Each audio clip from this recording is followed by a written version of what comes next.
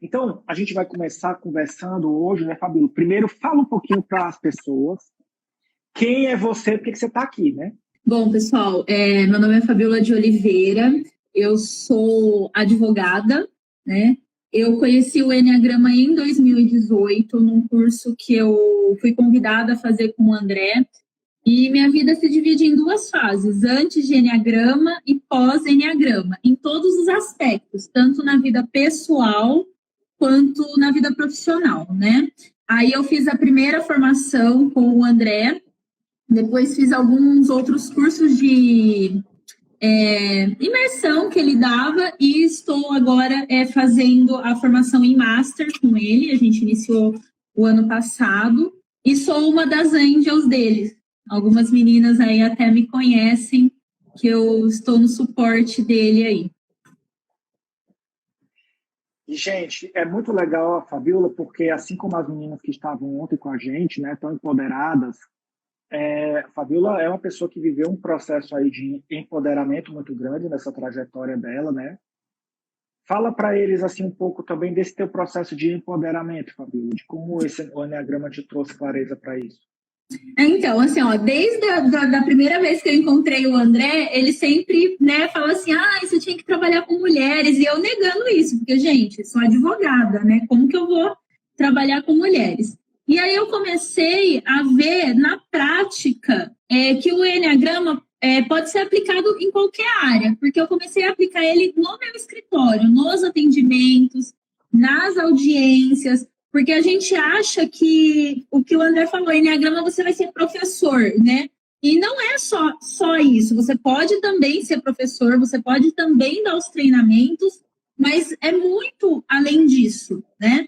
E aí, fazendo o Master, estudando, sendo monitora do André no curso das 9 faces do feminino, na monitoria, na mentoria com ele, que eu estou como aluna, não como anjo, começou a florescer isso, a querer cuidar de mim, e principalmente uma coisa que despertou muito em mim, que eu tinha muita segurança de assim, o que as pessoas vão achar de mim, né? Eu sou advogada, né? Tem um certo status isso, eu vou deixar isso para trabalhar com mulheres, né? Mas aí na caminhada eu percebi o quanto nós mulheres, né, mães, profissionais mulheres, a gente precisa de ajuda, a gente precisa olhar para a gente. A gente olha muito para os outros. Independente do seu eneatipo, cada uma tem a sua motivação para olhar para o outro e não para si. Eu falei, nossa, eu acho que está aí o meu caminho, fazer as mulheres começarem a olhar mais para elas, se olharem como um ser sagrado, né? E se respeitar, porque a gente só vai conseguir se doar, olhar para o outro quando a gente passar assim, a entender e principalmente a se aceitar do jeito que a gente é. Verdade.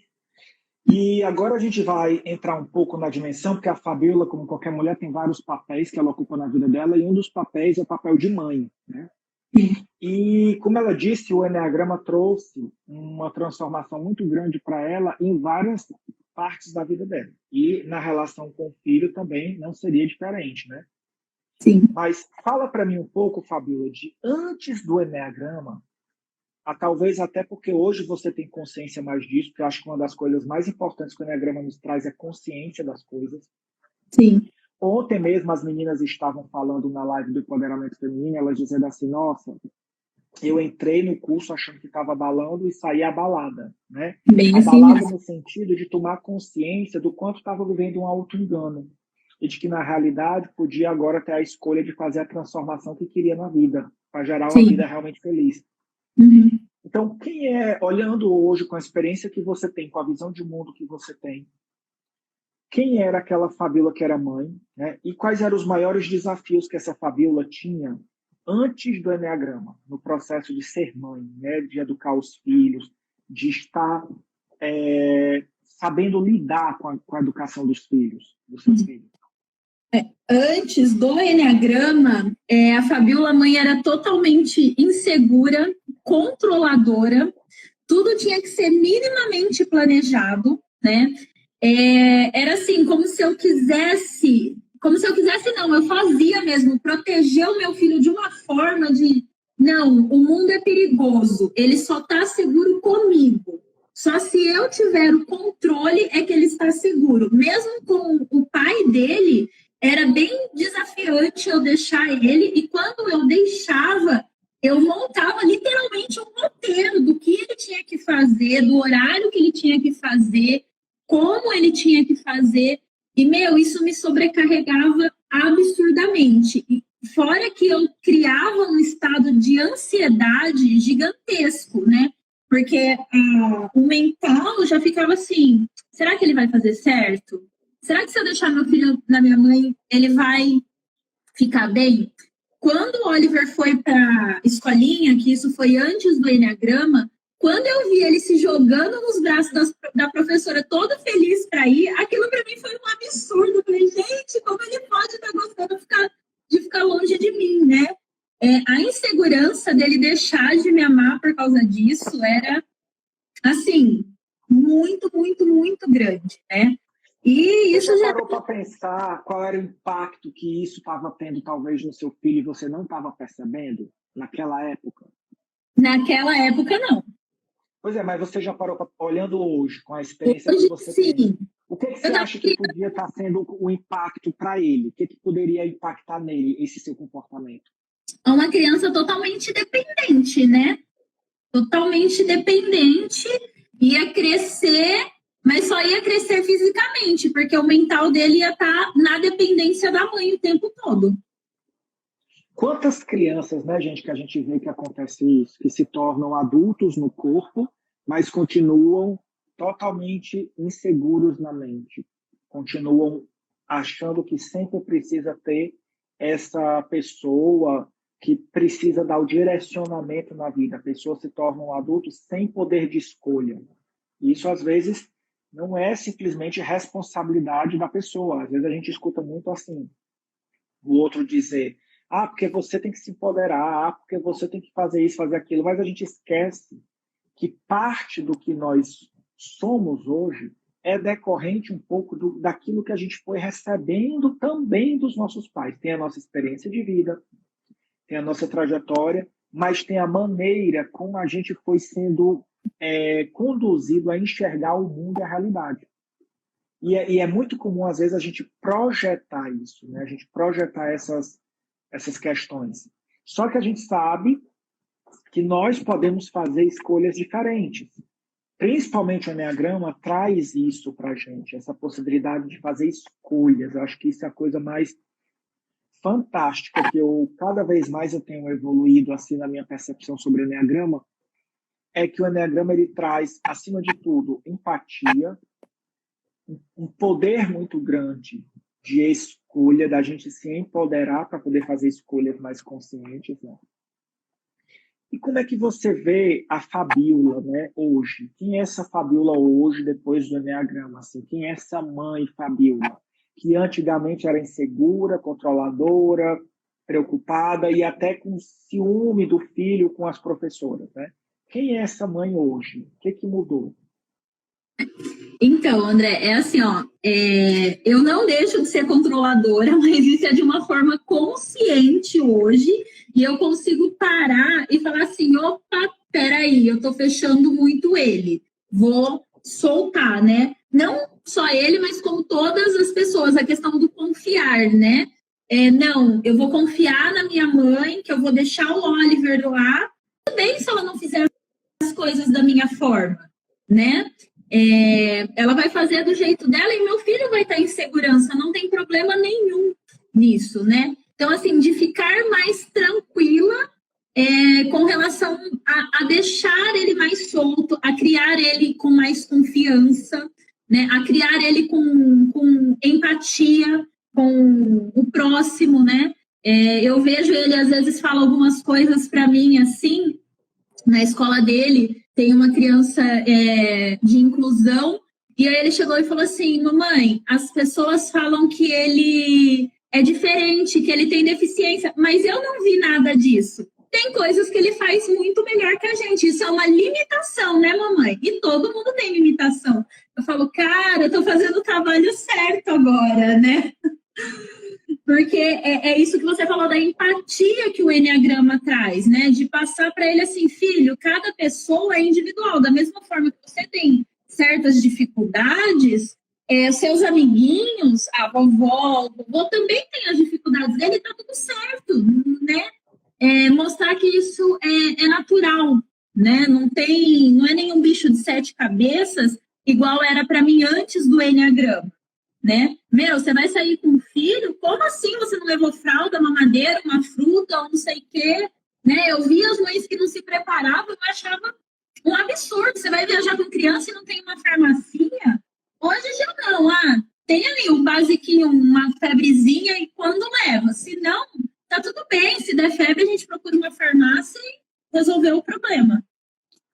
Eu acho que as mães autopreservação dominante ou tipo 6 do Enneagrama que tiverem ouvido devem ter morrido agora quando você disse isso.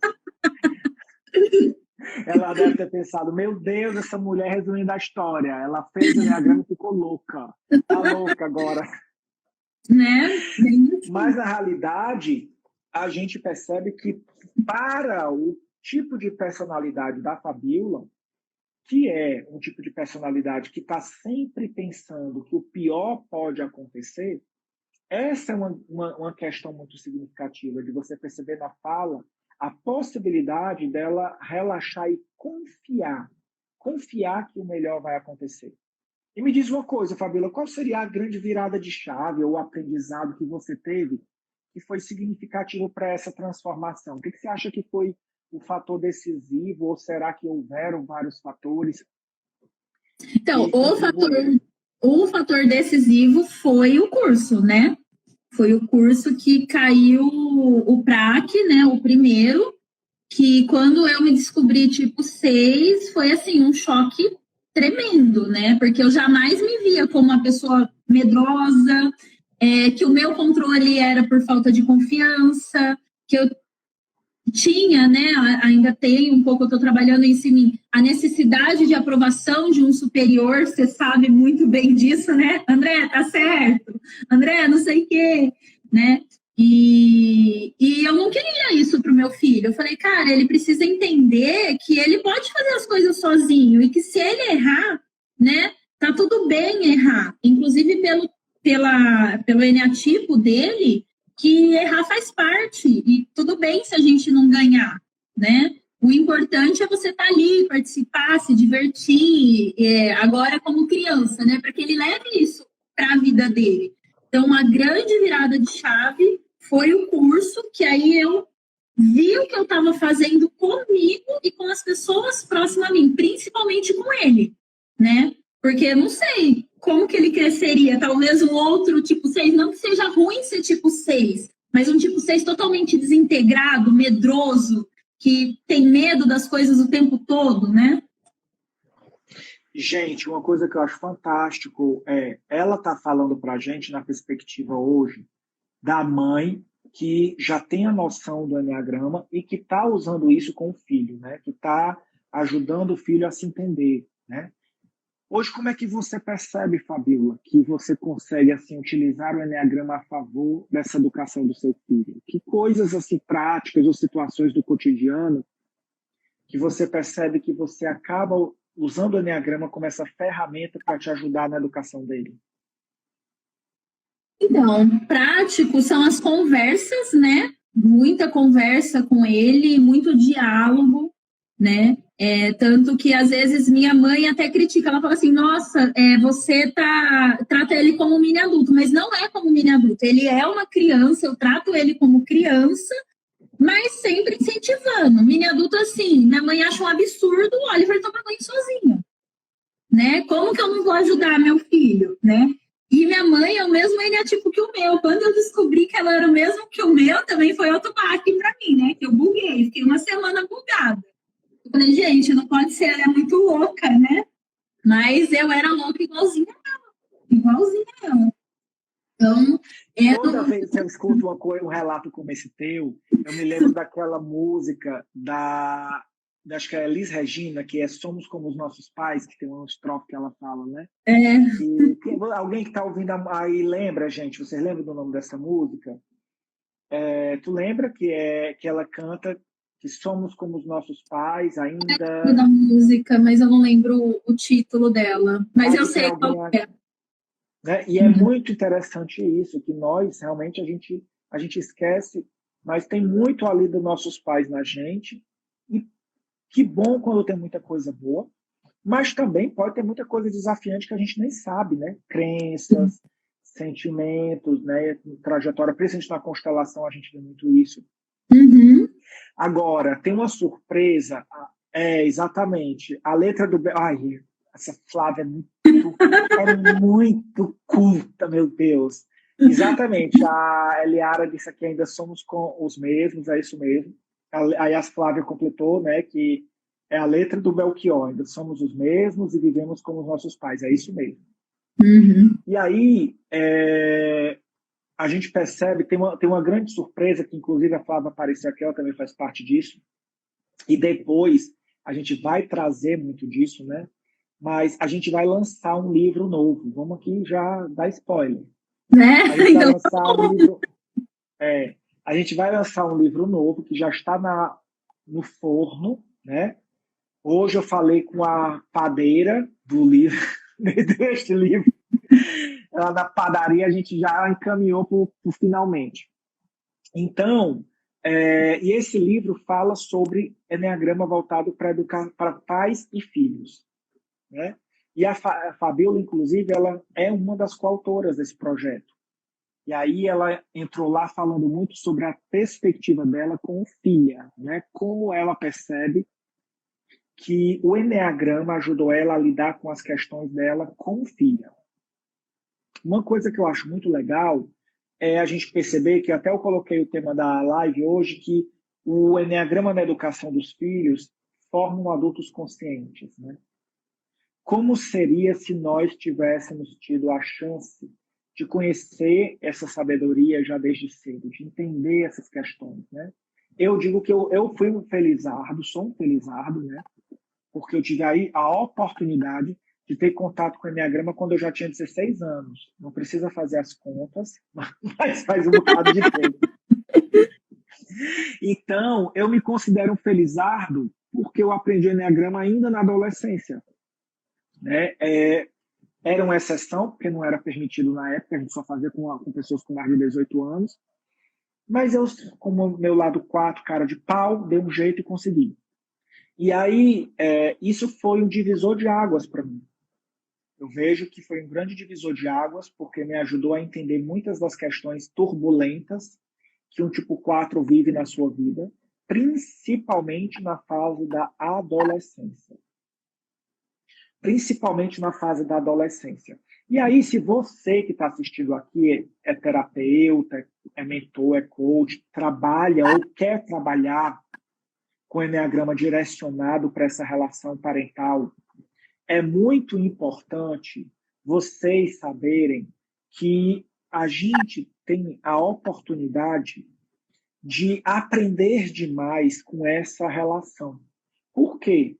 Porque uma coisa que eu venho observando desde os meus 16 anos até hoje é que normalmente as pessoas dizem assim: o filho vem, os pais vão ensinar muita coisa para os filhos.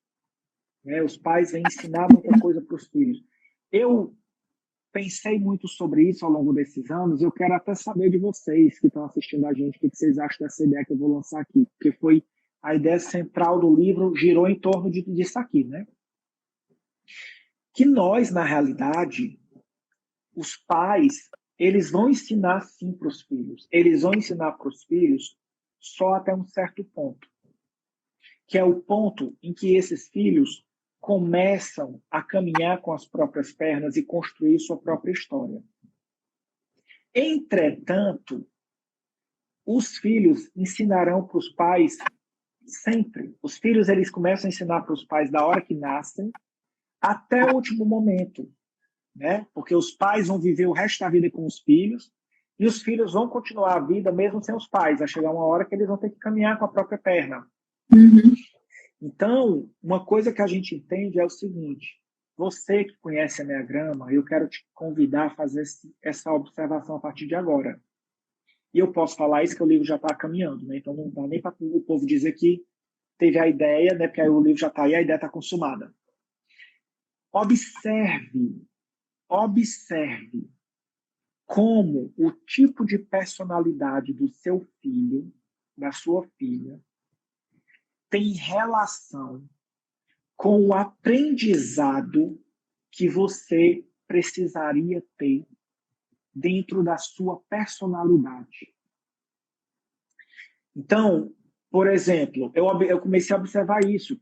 Eu sou tipo 4 no Enneagrama, meu irmão é tipo 8 no Enneagrama. O meu pai é um tipo 7, minha mãe é um tipo 6. Então, os nossos pais são 2 racionais. E aí nasceu um filho emocional e nasceu um filho visceral, que eram os 2 grandes aprendizados que seria importante acrescentar na trajetória deles. Nós não temos como ensinar nada para eles no sentido de passar conhecimento diretamente. O filho ensina quando o pai e a mãe, através da doação do amor, através da abertura que o pai e a mãe têm ao amar seu filho, eles começam a flexibilizar muitas questões internas. Eles começam a olhar o mundo por outra perspectiva para poder conseguir lidar com os desafios que o filho vai trazendo. Só o que eu vejo é pai e mãe que tinha uma crença, tinha uma maneira de entender a vida, às vezes, muito dura, muito severa, muito rígida.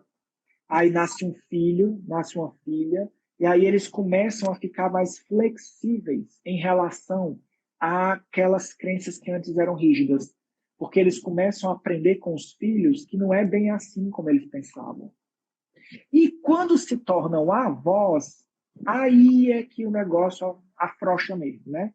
Que a gente diz que avô é besta 2 vezes. Eu escuto sempre o pessoal dizer isso, né? Ah, meu filho, avô é besta 2 vezes.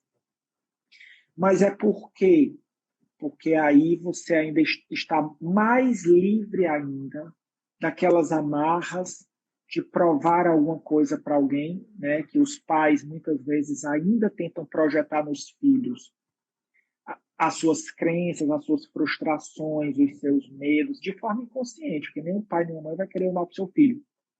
Mas eu costumo dizer que é justamente tentando fazer com que eles não sintam algo que eles acabam fazendo eles sentirem. Sim. E aí, o avô não, o avô e a avó já, tipo assim, já deu o que tinha que dar com os filhos. Agora o neto é só curtição. Então eles já não entram nessa pegada com tanta rigidez de se cobrar, de ter que dar algum resultado para alguém. Ele já pensa assim, o resultado que vai ter que dar é o filho à filha, que é o pai do menino. Eu não tenho que dar resultado mais nenhum. Eu tenho que dar curtição, né? Eu tenho que curtir. E esse curtir dá uma permissão para esses avós evoluírem ainda mais. Eu vejo muito isso. E aí eu vejo que nós, obviamente, como filhos, também aprendemos com os nossos pais. Lógico que a gente também aprende, mas para a gente aprender, a gente tem que estar atento, né? Atento a essa trajetória. Só que, às vezes, é muito mais fácil um pai e uma mãe se abrir para aprender com o filho do que um filho, às vezes, conseguir aprender muito com os pais. Por quê? Porque os pais, sem querer, eu já ouvi muita gente falar sobre isso, os nossos pais, de forma inconsciente, eles são, normalmente, os causadores dos primeiros e maiores traumas e frustrações que a gente já viveu na vida. Isso não é uma regra absoluta, mas é até plausível, porque se o pai e a mãe convivem, tem que ser a primeira pessoa que provavelmente vai dar algum limite de autoridade, de dizer sim ou não para uma questão que o filho quer, e às vezes ele vai se sentir frustrado. Às vezes o pai pode precisar fazer algum tipo de orientação. Hoje não se faz mais isso, mas no meu tempo a gente tinha as palmadas, né? Eu recebi muita palmada da minha mãe. Então, a gente via que tinha essa coisa da correção antigamente. Então, isso causa um impacto na criança. E eu queria ver com você, Fabíola, lógico que você não vai narrar seu capítulo aqui, né?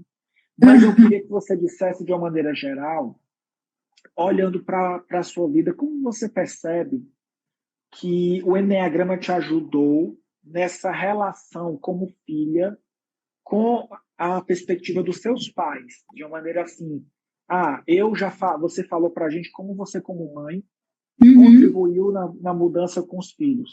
O que você acha que o Enneagrama contribuiu para você ser um adulto mais consciente e dessa maneira você talvez olhar para essa relação com os pais de uma maneira diferente? E aí vocês que são terapeutas, fiquem com os ouvidos abertos, porque você tem uma pessoa que tem essas duas visões aqui, né? Vamos ouvir aqui a fala. André, eu tava com medo dessa pergunta e minha mãe entrou na live, né? Mas vamos lá. Eu falei, quero ver que ele vai me perguntar como filha. Não, mas você não precisa, não conta os podres. Conta só o aprendizado. O que mudou para melhor? O que mudou para melhor? Então, é assim, ó, eu e ela, a gente sempre teve muito, muito, muito conflito. Sempre. Tanto que eu não via ela como mãe, né?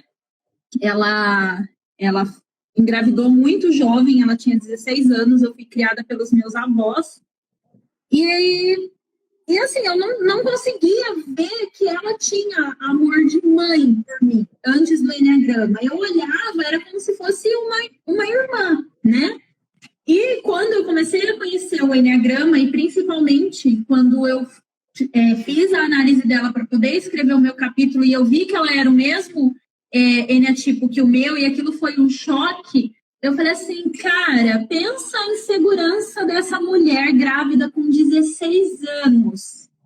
Ainda, o maior ato de amor que ela fez por mim foi ter deixado os meus avós me criarem. Ela não me abandonou quando ela fez isso. Pelo contrário, ela fez, ainda que inconsciente, pensando em me proteger.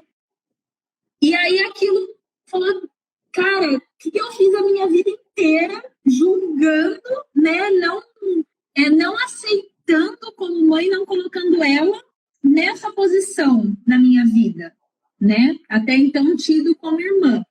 E quando eu engravidei do Oliver, que a gente começou a melhorar a nossa relação pelo cuidado que ela teve comigo e algumas coisas que eu passei o ano passado que eu parei assim, eu olhava e falava, cara, só uma mãe é capaz de fazer o que ela está fazendo, né? Eu acho que se não fosse o Enneagrama, se eu não tivesse essa consciência de que o mínimo que ela faz para ela é o máximo, né? É o que ela consegue fazer. Ela faz o melhor que ela pode com os recursos que ela tem, né? E a gente, sem o autoconhecimento, a gente não tem essa consciência, né? De olhar essa questão, assim.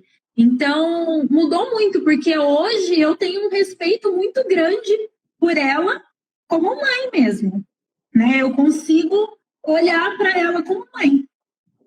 Olha aí. Percebam, gratidão imensa por essa partilha. Percebam, gente, o poder de transformação que o Enneagrama permite para a nossa vida. Quando a gente se abre para... Não é para a gente entender os números. Eu sempre digo isso. Se você está chegando aqui de paraquedas, vai escutar pela primeira vez e se vai continuar me acompanhando, vai escutar mais umas 200. Enneagrama não é os números. Enneagrama não é você decorar número. Enneagrama é você ampliar o seu nível de consciência. Enneagrama é você ter empatia pelo outro. Enneagrama é você ter empatia por você mesmo também. Então, isso que a Fabiola narrou agora foi um grande salto na consciência dela de empatia, de se colocar no lugar da mãe e entender, e promover uma grande virada de chave. Quantos filhos que às vezes rompem laços com os pais porque dizem que os pais não amaram, não cuidaram, não fizeram. E o pai e a mãe, coitado, morrendo para se expressar, mas não sabe expressar, porque às vezes ele está expressando em uma outra linguagem. Às vezes você tem um pai que é visceral ou que é racional e o filho é emocional, e eles vão expressar de um jeito que o filho não entende aquilo como amor. E o filho continua sentindo a necessidade disso.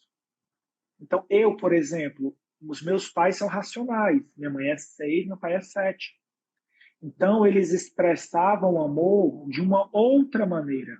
A minha mãe, como uma boa 6, ela sempre cuidava muito. Ela era exatamente como a Fabíola disse, ela fazia tudo o que eu precisava. Então, no sentido de comida, ela tinha essa coisa de fazer uma comida que eu gostava, de estar atenta se eu estava confortável, de me proteger, de várias vezes eu ver a minha mãe me protegendo em determinadas situações que eu não entendia naquele primeiro momento que aquilo era uma ameaça para mim, mas ela até como 6, ela via além do alcance, né? Igual os Thundercats, ela via além do alcance.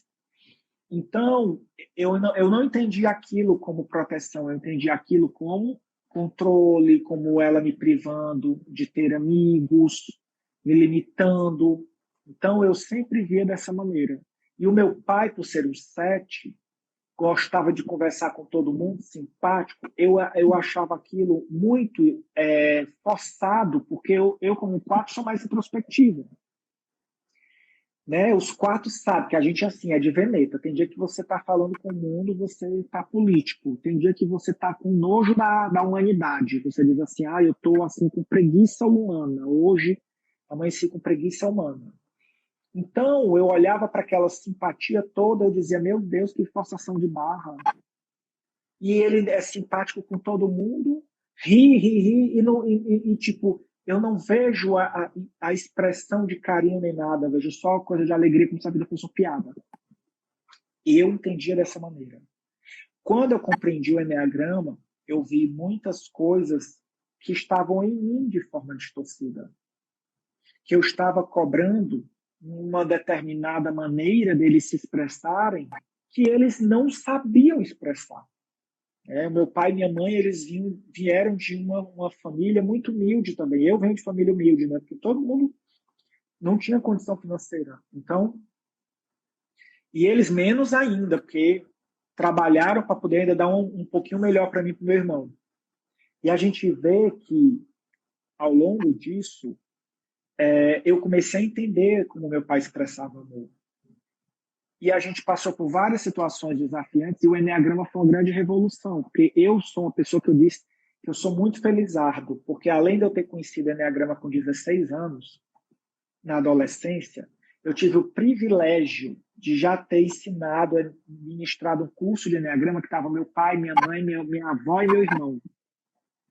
Então a família toda fez curso de Enneagrama comigo e isso mudou muito a nossa relação, porque cada um começou a entender. E aí o meu pai entendeu porque que eu como 4 sexual, às vezes oscilava de humor, ele não entendia, porque ele é sempre feliz, né? Então, eu oscilava, aí ele assim, tem algum problema, né? Tem algum problema. Então, a gente percebe que nós nos tornamos adultos mais conscientes e também, quando você consegue usar o Enneagrama na educação dos seus filhos, você está indo para um processo de permitir que automaticamente esse seu filho no futuro seja alguém que tem muito mais capacidade de escolher dar os próprios passos, livre de qualquer tipo de pressão que haja por causa do que vem antes dele, né? E se você está nesse processo, é muito importante, né? Você entender que, assim, os pais, eles podem usar o Enneagrama com os filhos? Podem. Eu sempre digo que quando o pai e a mãe, eles vão conhecendo, principalmente se tiver a bagagem que a Fabíola tem, né, de ter técnica para isso, porque existem técnicas para isso, para você identificar o perfil da outra pessoa, né? A gente usa isso dentro da especialização. Você tem um processo de diagnóstico do perfil enneagramático da pessoa. Mas mesmo que isso, o pai e a mãe, eles sabem, né? Ele consegue perceber a personalidade do filho, né? E aí, automaticamente, ele vai usando o Enneagrama de forma implícita, vai usando o Enneagrama sem falar para o menino que é o tipo dele. Você não precisa chegar para o seu filho, começar a rotular o menino desde cedo e dizer que você está fazendo aquilo por causa que ele é número X, Y, Z. Pelo amor de Deus, né? Tudo é mais sagrado. Mas não custa nada a gente dizer isso, só para poder deixar claro.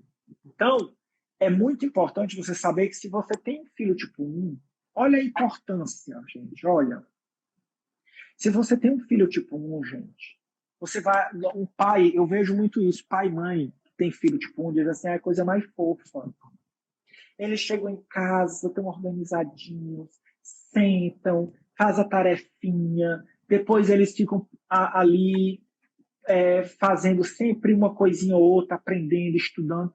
Aí a criancinha está lá sempre cumprindo as regras, fazendo as coisas, e você fazendo o quê? Cada vez que ele faz mais obrigações, você bate palma, você demonstra que aquilo é importante, e tudo bem. A questão é que você demonstra que aquilo é importante, mas quando a criança está no momento de lazer, você não tem, às vezes, a sacada de demonstrar que aquilo também é importante.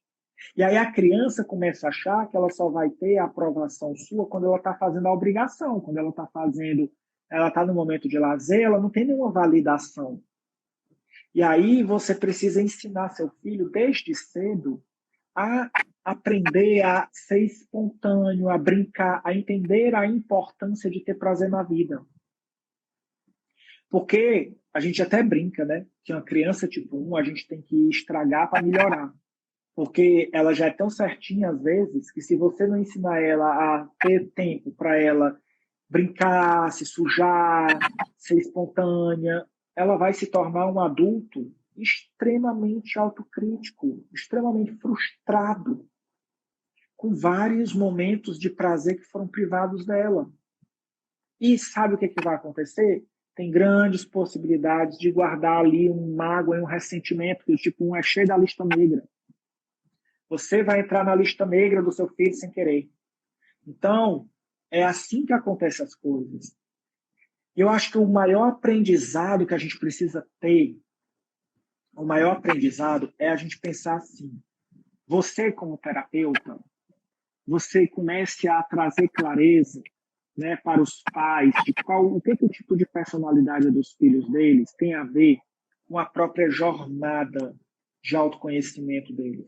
E você que é pai e mãe, pense nisso. O que tem a ver o tipo? Olha aqui que coisa interessante. A Fabiola, ela é tipo 6. E a mãe dela é tipo 6. Então, provavelmente, existe ali um chamado de olhar para as próprias questões. Se a Fabiola vem 6 e a mãe é 6, o grande aprendizado da mãe dela é aprender a olhar para esses 6 e começar a fazer essa cura das próprias questões, vendo o 6 que há na filha como sendo um reflexo do que há nela.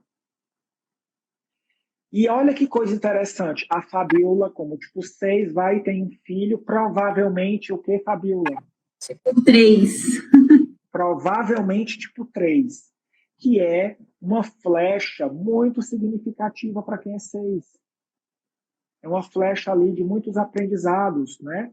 Segundo a Beatriz, é a flecha do estresse de crescimento. Para alguns é flecha de estresse, também tem ali por trás do 3 a grande luz que o tipo 6 também precisa acessar.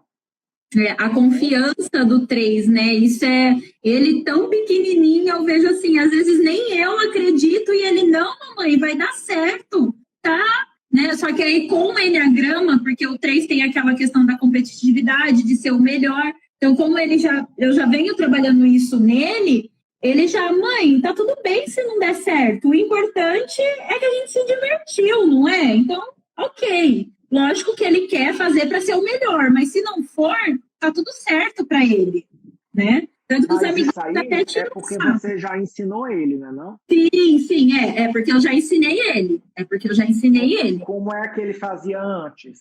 Você lembra? Diga aí pro povo. Então, se ele não fosse o melhor, se ele entrasse numa brincadeira, se ele visse a brincadeira, que ele não ia saber, ou que ele não ia ganhar, ele nem entrava. Ele não participava. Alguma coisa, se eu passasse alguma coisa para ele que ele não fosse conseguir fazer, esquece, ele tinha que ser o melhor. E aí a gente percebe isso, a Fabiola já está ensinando ele desde cedo a aprender a equilibrar, que é isso que é a grande virada de chave. Eu tenho uma grande amiga também, que ela começou a fazer Enneagrama comigo lá nos primórdios, lá nas primeiras turmas, bem uns 15 anos atrás.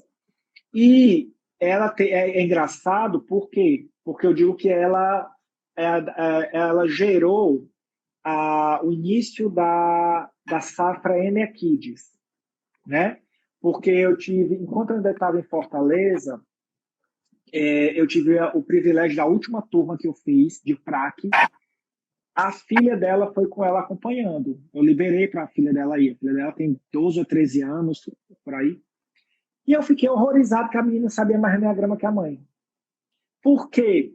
Porque desde muito cedo, ela trabalhou comigo em várias áreas de RH, tudo, ela sempre escutava a mãe, e ela começou a ver aquilo como uma coisa legal. A menina, tipo, 4 também, está super conectada com essa coisa dessa coisa de psicologia. Provavelmente algum dia vai ser psicólogo também.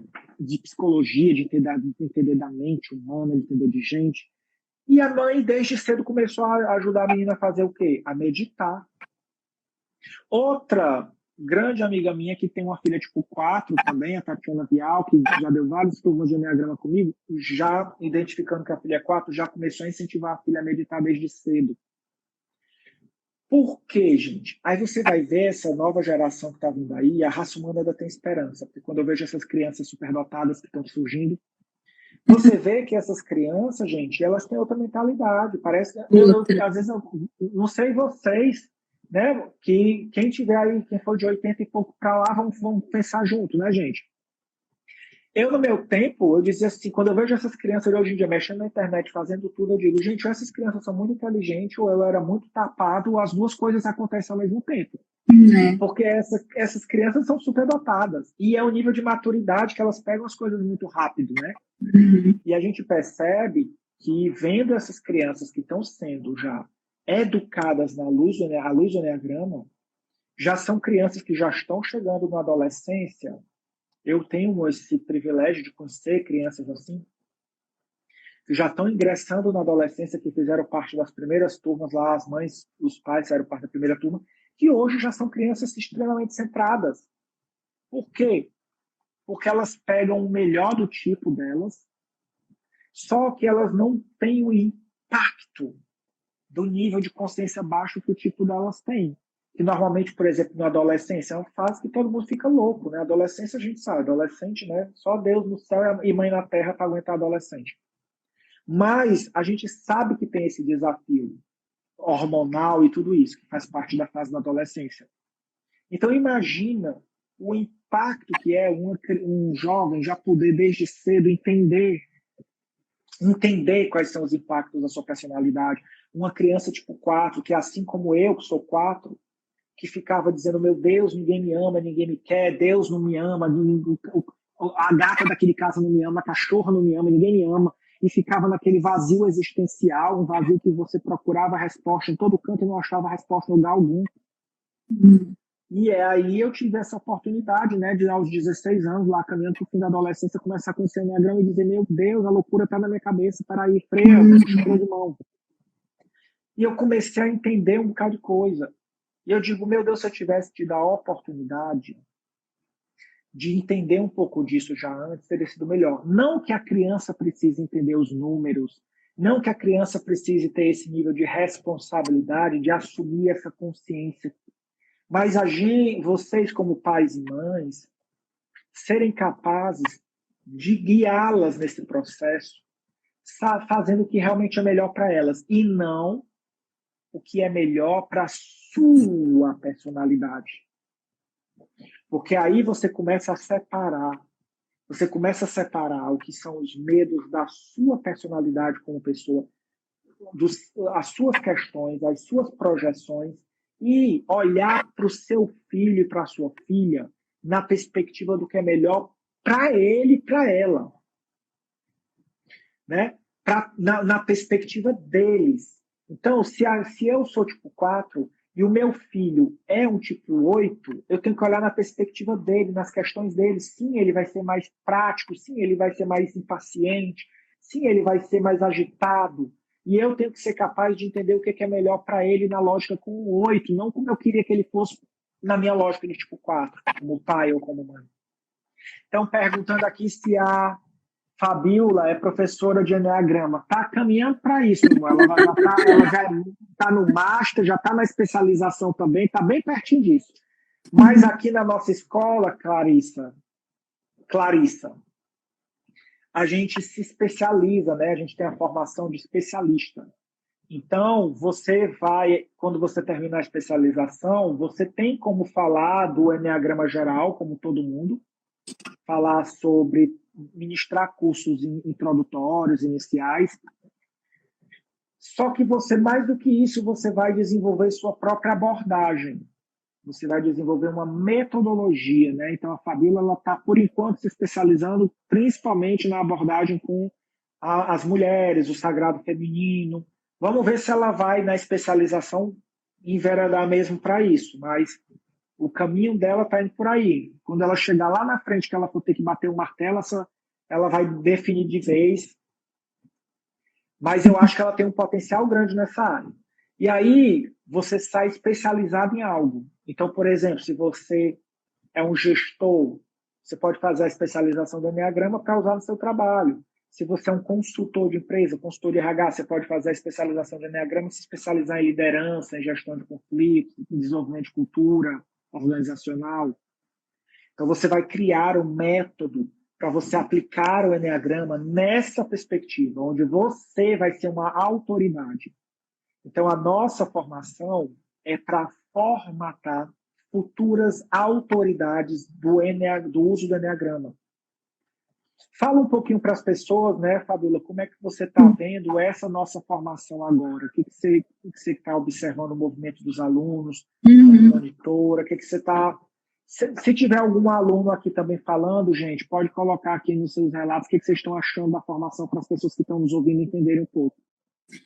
André, a formação ela é muito prática, né? É assim, não tem como fazer a especialização, mesmo o master, e você olhar para aquilo e falar assim, isso daqui não me serve. Cara, você pode usar em tudo, em tudo.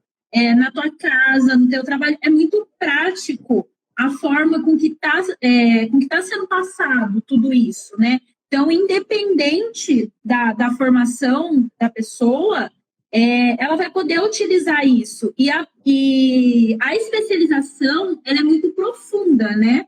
Apesar que, assim, as lives que você faz, as séries que você faz, você entra muito mais do que muita gente aí, né? Você não fala o básico, você, né, pontua mesmo.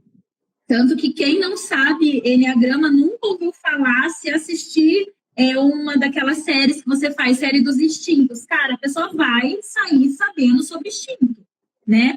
E na especialização, a gente vê isso muito mais profundo, né? Os instintos, como que eles se confundem com determinado eneatipo. O eneatipo de tal instinto vai se confundir com tal. O que eu faço se eu estiver diante de uma pessoa assim, eu sou uma gestora, né, de uma empresa, o que eu vou fazer com os meus funcionários?